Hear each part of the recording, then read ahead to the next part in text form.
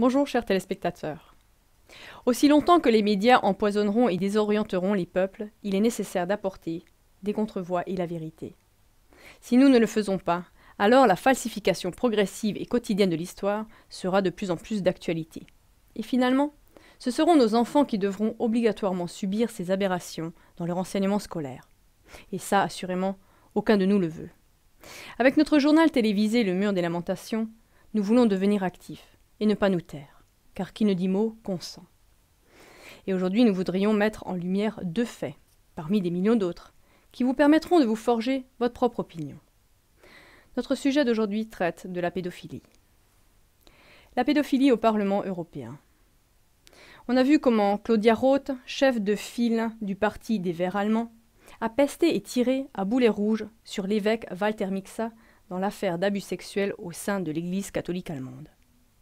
Pourtant, qu'en est-il de son camarade de parti, l'écologiste Daniel Cohn-Bendit, qui siège actuellement au Parlement européen en tant que représentant du peuple?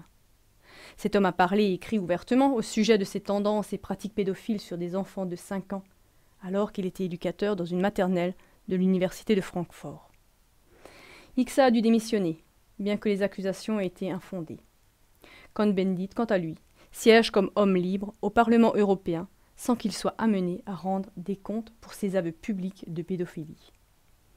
Quel double jeu répréhensible de la part de nos politiciens, de nos juristes d'État, mais surtout de nos médias. Est-ce que la pédophilie serait sur le chemin du socialement correct ? Pas étonnant quand on découvre que l'ancien directeur de l'Institut de recherche sur la sexualité à Francfort, le professeur Volkmar Sigust, a exprimé dans un journal destiné aux médecins: une personne à tendance pédophile n'est pas plus coupable qu'une personne qui désire une femme adulte.